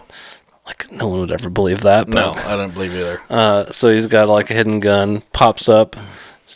Safin... Kills everybody but Safin. Goes through the trapdoor instantly. How they go lower in this building is just amazing. Yeah. So they go from... where do they go from there? So he's looking for the girl. Yeah. No, and then Madeline finds him because she beat up the Cyclops guy. Oh, she shows up right after he drops loses down, the kid. And Bond kills everybody in the room. Right. And so now they're together, and they're happy. Mm-hmm. They found each other. Now they got to find the kid. Right. And so they're running around, trying to backtrack, and trying to get down one more level. Right. And they run through this like dining room, pop off a couple people, and then they run past this table, and then mommy, Yeah, and they find the girl because he basically she bit him. Safin had her, and they were running to escape, and she bit him. And he's like, "Well, if you don't want protection, get the hell out of here." Yeah, and he just let her go. He's got a soft spot for kids. I don't think he was like, "Well, it didn't work the way I wanted." Yeah, because he wants Madeline. Yeah, it's obviously not. Now he's lost them both. Bargaining chip. Yeah, and so Safin, you think, is gone. He escapes the island. And then Bond gets the girl and Madeline to the life raft, like SEAL Team 6 they're raft. They're getting out of there. Yeah, so Nomi takes the girls, gets them out of there because they've decided, well, we got to blow this whole place up. Right. And you got to be like 8 miles away or something. Right, yeah, so they're out of there. Bond goes back to open up these missile silo doors so the bombs will come in and blow the whole place up. Real complicated set of instructions to open those doors. Which you didn't need. He was like, first you're going to have to find the International Galactiker and the space capacitor, and so Bond just flips everything on. Working his way back to this door opening place at the control room. And then who shows up? The Cyclops guy. Oh, shoot, I skipped past the Cyclops so they're fighting. And then you think Bond's done for. Yeah. And then he gets the Cyclops guy in a chokehold. Yeah. And his little fancy gadget watch blows his robot eye circuits up. him. Yeah. And then Q's like, oh, is everything okay? He's like, oh, yeah, just showing someone your watch. It really blew his their mind. And then he gets up to the blast door room. Gotcha. And opens that. And that's where Q is like, okay, you're going to have to flip the international capacitor and this and that and the clutchless panels. And Bond is just like, yep, I got it. It up. And now he's making his run for the escape. He's like, send in the missiles. Okay, they'll be there in 8 minutes. Yeah, so he's running to get back to the next life raft thing. And he runs by this garden area. Yeah. The little stuffed animal the girl had was on the floor. Yeah. Big mistake. Picks it up, has a little emotional embrace with it. And then... Totally lollygagging. Yeah. Totally lollygagging. And then Safin shows up. Yeah. Shoots him. Oh, yeah. And that's... We missed a little part there. Okay. Doesn't really matter, though, but the doors start closing. Oh, yeah. And he goes back, and then Safin shoots him in the pool. Yeah. The little poison pool or whatever. But so they have their little fight. Yeah. Bond's got shot like 3 times, probably. Still beats him. Does he, like, break his Safin's arm off or something? It gets pretty nasty. Safin's arm to make him so he doesn't shoot him. Snaps it. Yeah, but then Safin hits him in the face with chemical DNA for Madeline and the girl. And he's like, well, you can never have them either. Right. If you get near them, touch them, kiss them, they're dead. Yeah. And then you will lose everything just like I lost everything. Yep. And he's like, fuck. Shoots him out of anger. Right. Triple taps him. Yeah. And then runs back up, opens the blast doors, bleeding profusely. And he's got like 2 minutes. Yeah. He's realizing that he can't ever see them again or touch them. And so brutal. He goes up to the top, gets a good view. Talks to Nomi. And then asks for Madeline. Yeah. They have a whole heartfelt moment. Yeah. And I cried. The missiles are coming in. Yep, you think like, it's not going to happen. No, you think he's going to get out still somehow. Right, because it's James Bond. Helicopter's going to swoop in, save him, out right in time. Nope. But nope, he's sitting up there talking, and then Madeline says, she does have your eyes. Oh, yeah, he does find out. It is his kid. Yeah. And, worst reveal in history, but... And so then he's like, well, this is it. Right. And it zooms out. Madeline's crying her eyes out. Bond's watching these missiles come flying at him. And she can see the missiles hitting and blowing up the island. Yeah, and then he's obliterated. He's Dunsky, yeah. It was sad. I cried. Did you save a little scotch for the last part? I did. Am I skipping ahead if we go to the funeral? That's pretty much it. I mean, it's pretty brutal what Safin did to him. Yeah. Like making it not even an option, you know? Then, and he asked. Yeah, And Q was like, it's impossible. Right. And he's like, okay, well, then I'm just going to die. He just wrote it out. Yeah, Safin ends up being a pretty good villain. Yeah. I mean, he was decent, but he pulls off the ultimate. I mean, he kills James Bond. Yeah, and even if he didn't kill him, like, he'd live a crappy life afterwards. Right. A life he knew he didn't want to live because he'd already done it earlier in the movie when he told her to go away. But they end up leaving his scotch on the casket, I think. Yep. M says a little quote from the book. I'm sure it was some sort of poetry book or something. Did you? I did write it down. Okay. I did too, but why don't you just read it? M Q, Nomi, Moneypenny. They're all in an office. M's office, I'm assuming.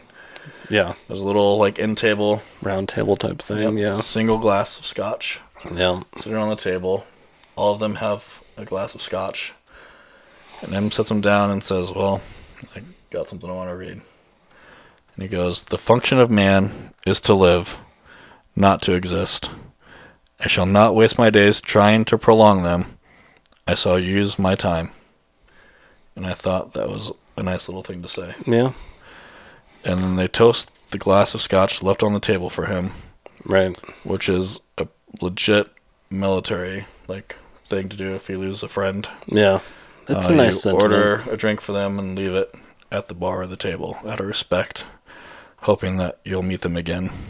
I always kind of like that, because those are really the best times you have with some of your friends, and you can kind of buying a drink for somebody. You always, well, I don't know, I'm not really speaking from your experience, but just I bought a few of those drinks. That's a nice way to honor somebody. But yeah, so scotch is an extra touch, though. Yeah, and that's pretty much how the movie ends, on a sad note, but touching at the same time.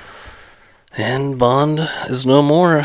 Nope. Do you have any idea who the next Bond is? Are they circling like flipping Justin Bieber or something? No. Robert Pattinson. I'm sure there's some sort of debate. They got to make more. Yeah. But yeah.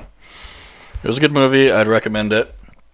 It's $20 right now to buy and own digitally, or you can rent it for $5 for 48 hours. Right. I bought it for So $20. I also did. I will say about the movie, not that we haven't already talked forever about this, but it was a fun movie. Like, there's some weird holes in it, and this and that, and Madeline looks like she's 17, and Bond is 65. She could be his daughter. I heard she is actually in her late 30s, but she looks so young. Her and Safin are like the same age, but at the beginning of the movie, he's like an adult, and she's a kid. Yeah. But then when they're grown up, they still look like they're the same age. Right. There's some weird stuff going on there, but anyway, it's a good watch. Let's move on to the next segment here, Roy. If we're all wrapped up, I just got to look at the right button to push again. And we'll move on to...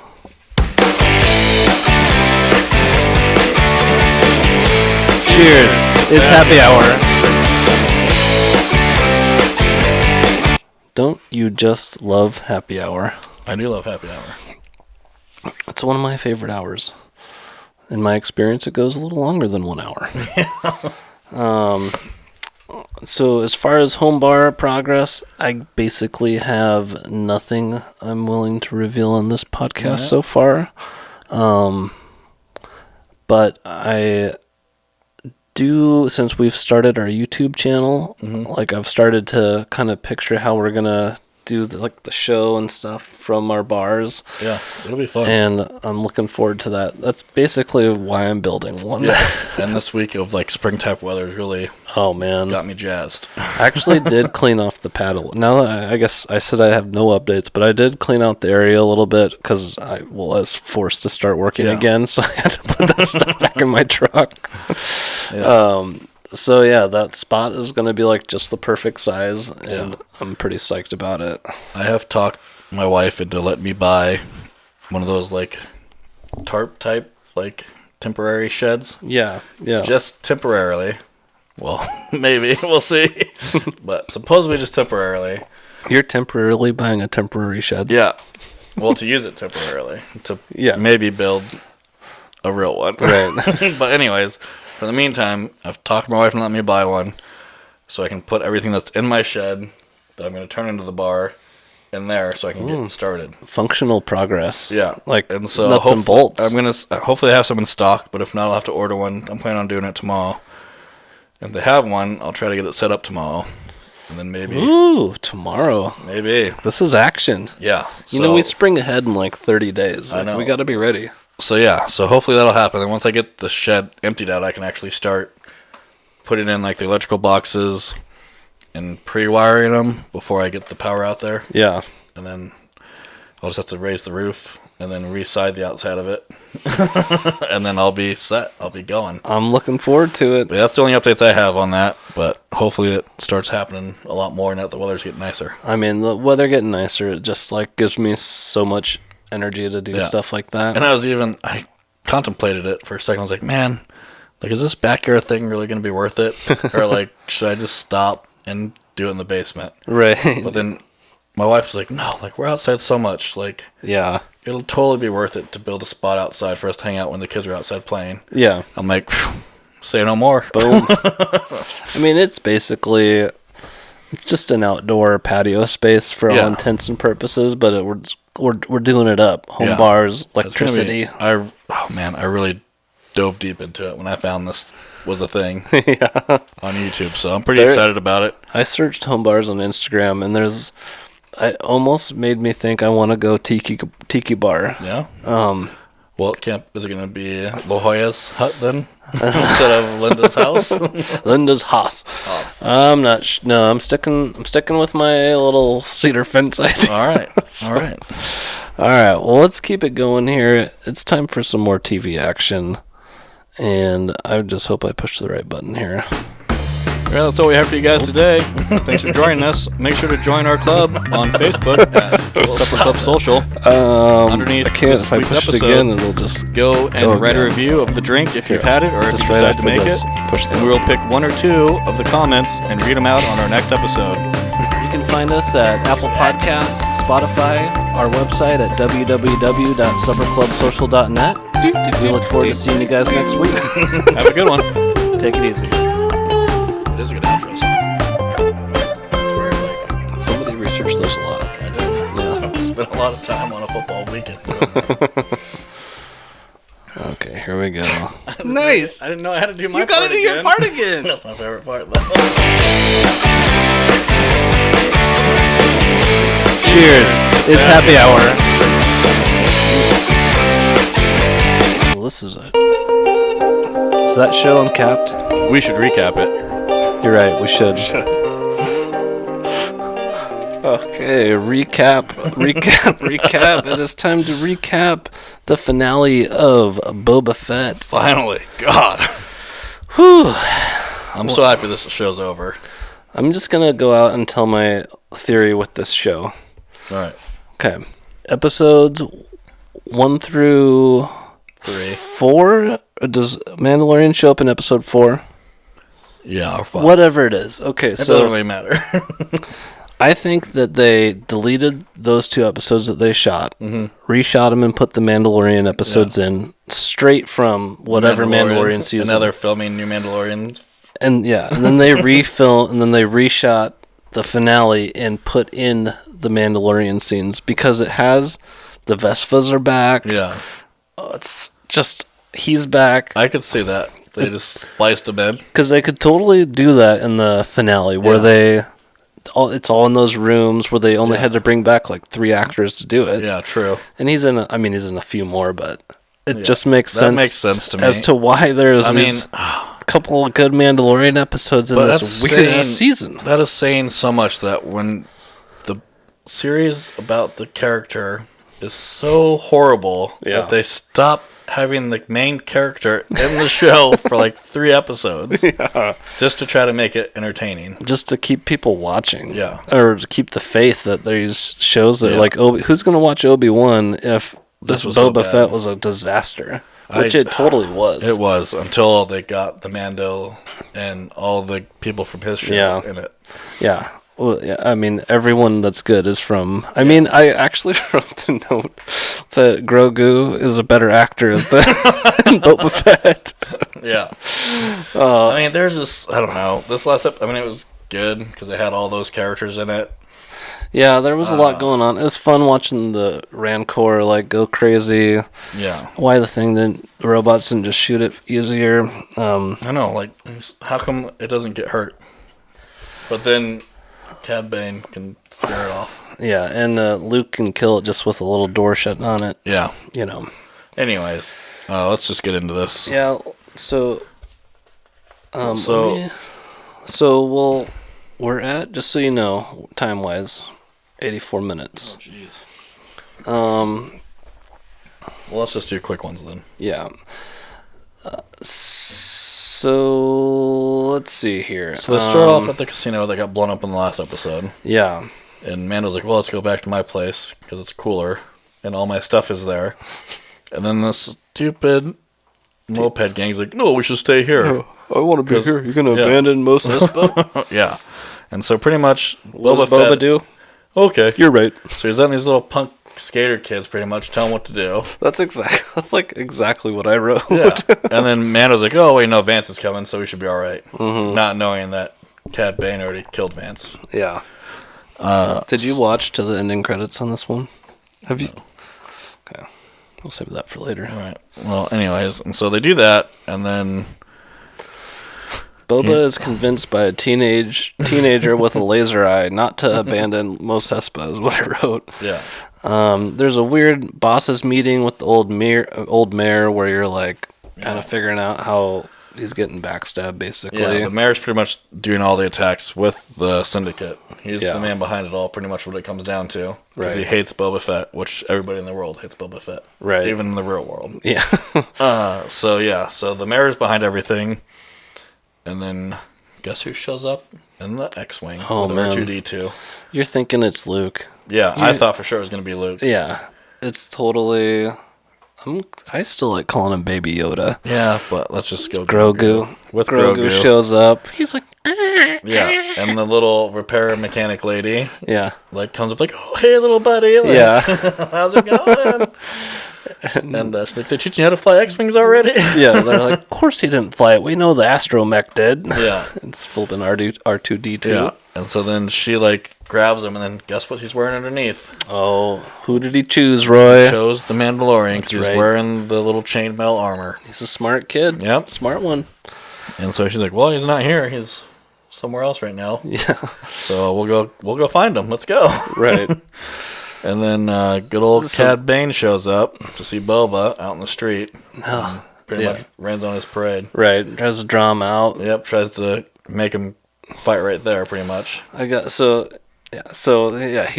we at the duel, basically? He's calling him out. Yeah. And we're attacking the place. Mm-hmm. This just killed me. So they're in this big gunfight right in front of the place. No, we're skipping ahead. Yeah. Okay. This is when Cad Bane shows up. Like, hey, Vance is dead. And the Syndicate killed the Sand People, not the motorcycle gang. Right. Okay. To try to piss Boba off and just end it right there. And he's like, well, no. Yeah. We're gonna fight it out. So. And Weird Tailhead is like, oh, what an incredible display of restraint. Yeah. Weirdest. That guy's weird. So weird. He reminds me of Jeff and Superstore. Oh my gosh. He's like the manager guy. The HR guy that comes the in super Superstore. Happy guy in that show. Yeah. So that's where it's not him though. I looked it up. Not the same actor. But anyway, so and then Boba's like, no, we're just gonna take him on. Forget you. Right. And then all of a sudden his whole plan falls apart. Yeah. Vance is dead. Freeland people aren't coming probably. Nope. And then now the locals are turning on all of Boba Fett's moped gang and the angry Wookiee. Yeah, so they're attacking all of them. Right. Got them all pinned down. And then the pigs die. They get thrown off a cliff. Yeah. Which, come on. Man. I just don't know why they're even in the show. It's horrible. But anyway, so... They basically all kind of get unstuck and end up rallying back. Yeah, and then... Right in the kill zone. Boba is pinned down. Yeah. Oh, I'm kind of skipping ahead, but... Yeah. So, we kind of need to, though. Yeah, just skip ahead. Flipping, the Freetown people show up. Mm-hmm. They pull in behind him. Yeah. And they're shooting. So, they're still, targets. Yeah. They pull into the kill zone of this whole attack. Yeah. And then all the biker gang shows up, parks their bikes nicely. Yep. They get into the kill zone of this whole attack. So, they're all... It's just, it's so stupid to even watch. Themselves down. And then, what's-her-face? Fennec is, off on her own mission. You don't see her the whole episode, pretty much. Yeah. She's just off, blasting people. Yeah, and then, they're having this huge shootout, and then with everyone regrouping, it scares away all the Syndicate people. But then these two, kill droids show up. Right, with shield generators. Yeah. And so they can't kill them. Kind of Phantom Menace-esque. Yeah. They can't kill them, and then... But they sure try. They shoot those things about 8,000 million times. And then Boba leaves. Right. And it's just the the moped gang, everybody's running down the streets. And then Mando's getting roughed up pretty good. And he starts running away. Yeah. Runs into the repair lady and Grogu. They have a little touching moment. Yeah, I wish that could have happened somewhere else, but that was cool. I mean, that just goes to show that a guy in a helmet and a stupid puppet or whatever it is can feel like they have more of a connection than Boba Fett did with anybody on the show. Yeah. And so they have their moment, and then all of a sudden Boba shows up with... Oh my goodness, the Rancor. The Rancor. He's riding it. Yeah. He is riding the Rancor. So cheesy, though. But the Rancor is invincible. He's apparently. got good sound effects. Yeah. So he destroys the first droid. Huge epic battle. Yeah. Like, takes some good shots. Good fight. Yeah. Doesn't make sense at all. No. And then now all the other people are pinned down behind this wall with the other droid. And so they're trying to go that way. These robots are so slow. Yeah. They're not running away. They're like, let's make our last stand here and shoot at this thing that we cannot penetrate with our laser guns. And so then they're all pinned down, and then Mandalorian shows up, and then... he's about to die. I mean, he's about to get crushed by one of them. He's done a little bit damage to it, and Grogu steps in and takes out his knee. He's doing his thing. He gets like one little bolt out of it. Yeah, and that drops him down, and then the thing shows up with Boba, and they kill it. Yeah. And then everything seems good, and then Cad Bane shows up. Right. And he scares the Rancor off with fire. Yeah, one little fire blast. And so he's gone, and now it's just Boba and Cad. Yeah. And they have a little duel, talk about how they're getting soft and blah, Apparently, blah, blah. Boba was his... apprentice or something like that. You got to watch the animated stuff for that. I'm pretty sure. And then they get in a little fight. You think Boba's gonna die, which I was like, thank God. I was just waiting for it. Just end this now. You may as well. Yeah, but no. He pulls out his little stick from the Sand People. Mm-hmm. And sweeps. Where did that come from? I don't know. He didn't have it the whole episode. It's a 8-foot long stick. But he had it. It's like a video game. You know, you have all those guns and you never see them. He has inventory. Just pull them off. But yeah, so he pulls it out. Sweeps his leg. That's pretty good. Stabs him. Mm-hmm. And that's the end of Cad Bane. But now the Rancor's just destroying this whole city. Yeah, the city that they're trying to protect. Yeah, and so they start shooting at it. It's getting more angry. Yeah. Mando tries to kill it. It's got him in his mouth. He keeps getting his head. Yeah. And then Grogu works his little sleepy Jedi magic and calms the Rancor gets him down. To fall asleep, and then Grogu takes a nap next to him. Grogu does. And then all is well. Everybody survives on Boba's team. Even angry Wookiee survives. He gets mauled by 1,000 people and is getting eaten alive. He gets stabbed in the back, shot, eaten. He shows up with the teen gangsters. Yeah, and then Boba basically gives the town to them, doesn't he? Yeah, he's like, we're not cut out for this to Fennec, but Fennec, Fennec goes on her own mission, kills every head of the family and the head of the syndicate by herself. Pretty solid, untouched all the way there, right. With the town overrun by the syndicate. And the whole series, she hasn't done shit. Doesn't done anything. Yeah. Well, no, she's getting used to her robot middle, you know? But anyway, so... And then now Mando... Boba's pretty much in charge of everything, gives it away to them, it sounds like. And then it shoots off to space. Oh, this is good. Mando and Grogu. Yeah.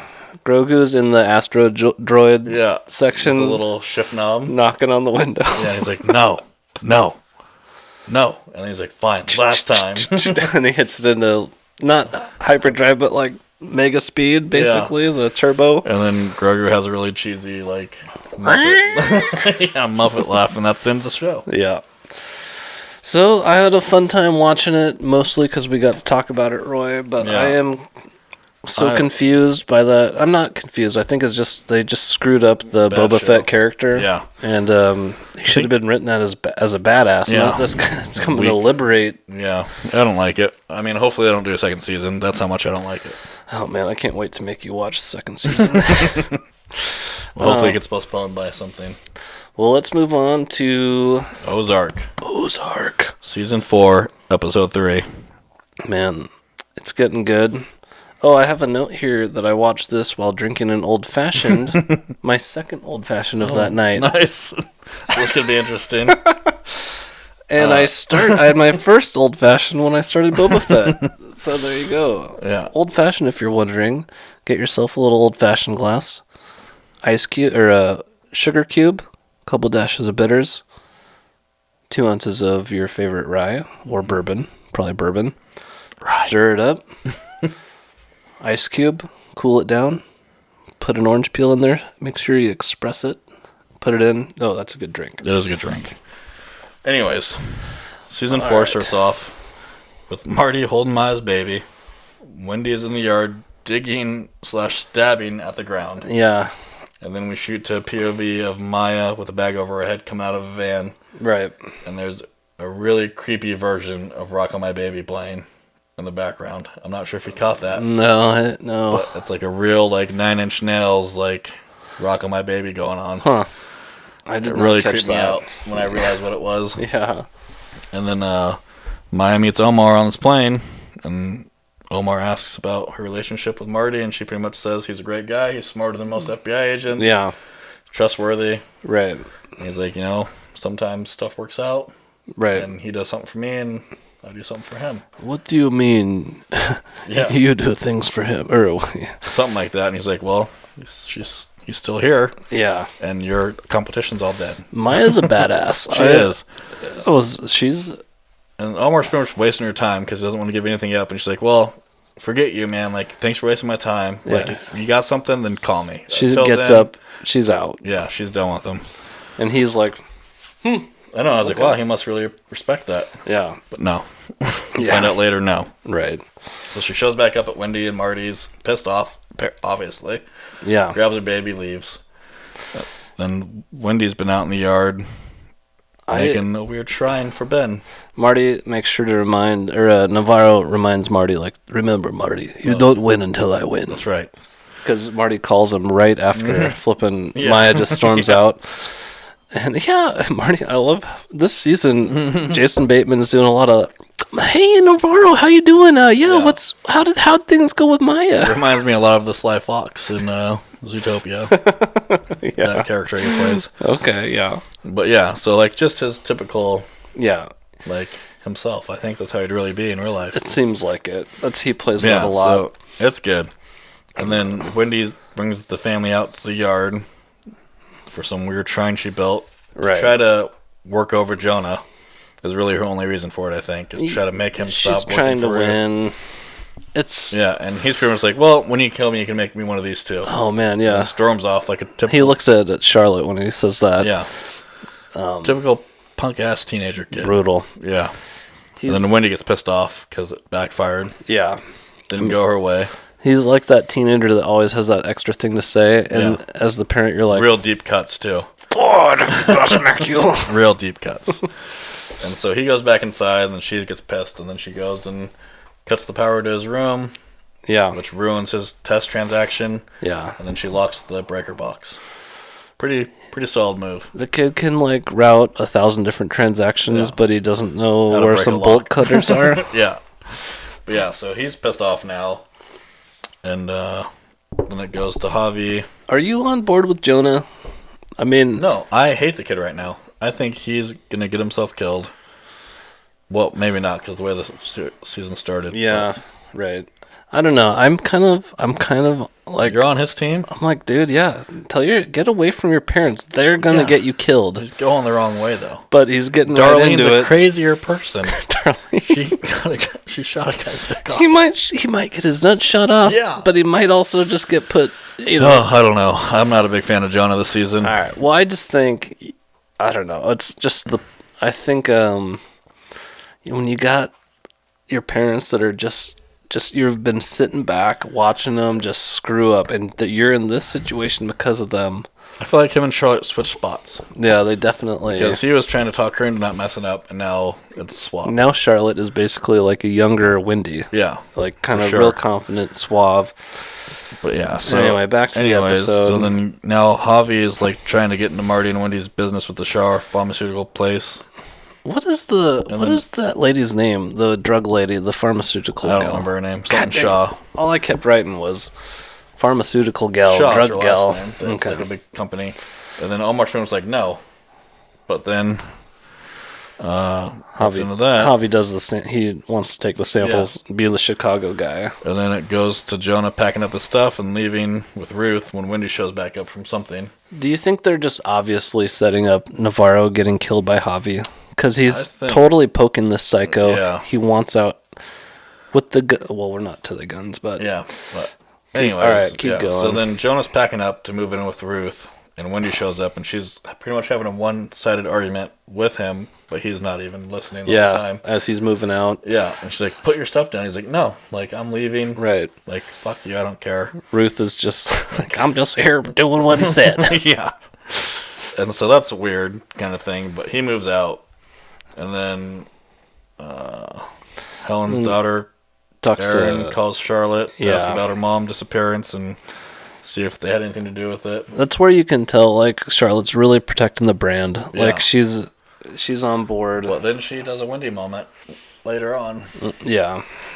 And so then Charlotte tells Marty and Wendy about this, and like, oh, let's all go to Chicago then. They go to family dinner. They're just sitting down like a normal leave it to like Beaver they never family. left. And so they have their meeting with the Shaw people, and Charlotte goes and sees Erin in some park and pretty much says, Omar killed her, and if you say anything about this conversation, he'll kill you and your family, and if he doesn't kill you, my parents will kill you. Yeah, like, just because we had nothing to do with your mom doesn't mean we're not capable of killing you. And so Ipso facto, we killed your mom. Yeah, I was waiting for that big guy to pop out. Yeah. That whole scene, I was waiting for him to come around the corner like, hey! Yeah. Like, you remember that show, Catch a Predator? Yeah. And the guy would come out from, like, the kitchen like, oh, hi. Oh, man. I'm so-and-so. His name is right on the tip of my tongue. Yeah, I was just waiting for that moment to happen with that PI. But it didn't happen. And then it goes back to Marty and Wendy with the Shaw lady. Or no, Wendy does some other political thing. Yeah, Wendy's... So, I got to thinking, let's do a Wendy and this fixer guy as, what was that Kevin Spacey political show? House of Cards. Yeah. That would be a fun show. Maybe that's what they're working on, a spinoff. I could see that. Of Wendy's political... Because they've got some... That could be fun. It could be. But so she's doing this political thing. Yeah, $150 million war chest, trying to get this old politicians on the board. Yeah. So that works out, and then Marty's like, oh, we're just waiting on our sample. Or delivery guy to come with the sample. And who shows up? Freaking Javi. I got it, guys! Yeah, hey, oh. So they show up to some weird, like... I don't know what it is. Like a little lab they have set up in an old abandoned like warehouse. Yeah. She's like, she starts off by saying, oh, forgive me for all the like chemistry stuff. Yeah. When everyone would be thinking, why are we in this abandoned like warehouse, like slaughterhouse thing? The least sanitary place you could be doing this. Also, they have to give up their phones before they leave. Yeah. Like, isn't that just, that should be like total standard practice. Might be shady. Well, she has to be careful. Well, she's like an actual real person. Well, I know. You know? Apparently, they have some shady background. Well, she knows that she'll go to prison if she... Just from the business side. But yeah, so Javi's pretty much like, okay, well, the sample's great, and I am your go-to guy now for the hotel. And he's like, you're the first gringo I've met that's killed more people than my family has, or something like that to her. Yeah. And then... basically screws up the deal. I mean, he puts her... She's in a bad spot. She's nervous a little later on. Yeah. And then Ruth was trying to go behind Darlene's back now to do some deal with that Chicago guy. And then... I've been calling him High Society. Yeah. And then Wyatt finds out, and then he's a little punk and tells Darlene about it. Yeah.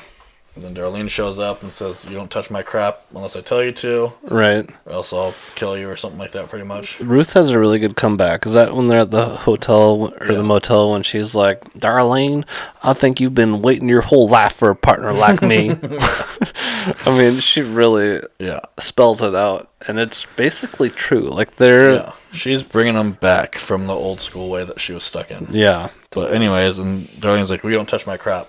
And she's like, fine, whatever. And she does it anyway. Right. And she makes the deal. And then they go have a party in our front yard in the Which trailer takes park. high society. Yeah. Hey, these guys aren't going to go all the way back without trying this stuff. You know where we can go? Oh, yeah. Right to my trailer my park. nasty moldy couch. Yeah. Here, And, trust me, this stuff is super good, though. You won't even know you're here. But it was not made in the kitchen in one of these trailers, trust me. And then Darlene shows up, pissed off, Yeah. ready to kill Ruth. Right. And then she's talking about, like, kind of backhanded compliments. Right. And then Ruth's like, oh, you're going to like this, though. Hands her, like, a Victoria's Secret bag of cash. Yeah, here's your bag of money. Because now we find out that Darlene also owes Frank Sr. like $500,000. Right. For some reason. And so she's happy he's got money. And then she changes her tune, like, oh, I knew you were a good person to pick. You got some balls on you. Right.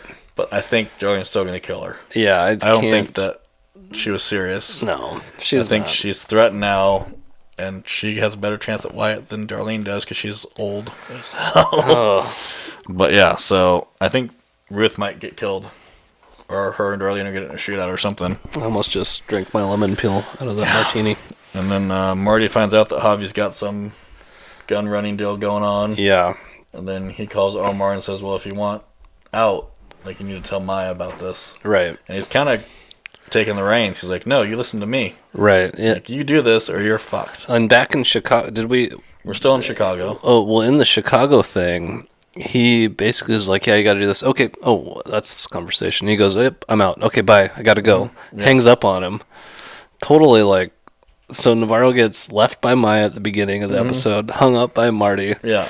I mean, they're setting up some stuff. Yeah, but then Omar calls Maya and tells him that this is going to happen tonight. That's where you need to be to get it.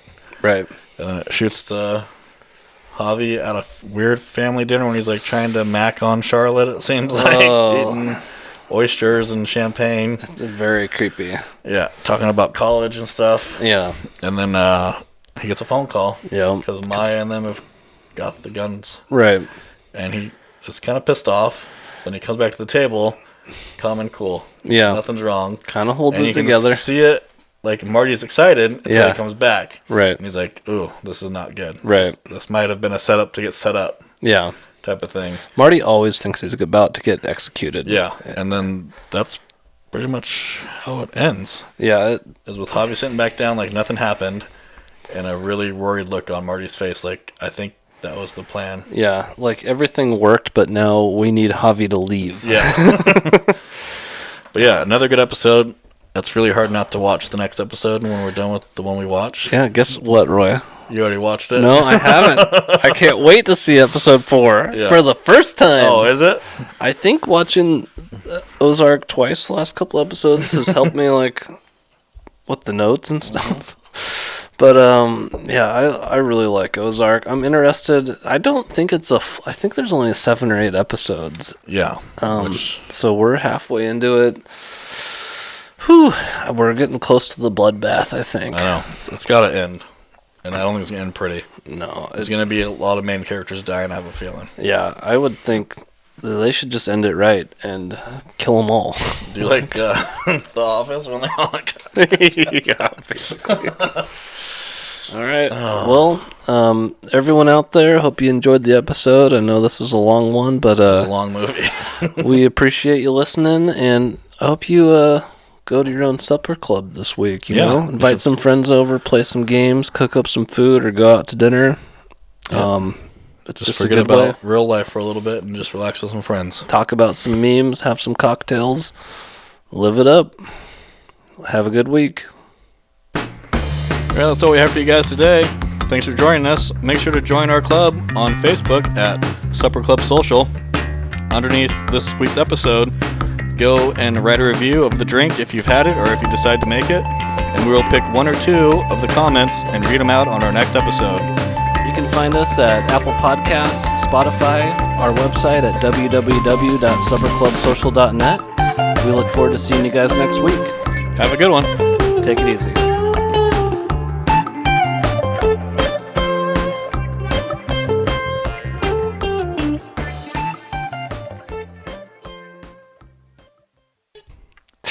Nice. I didn't know I had to do my part again. You gotta do your part again.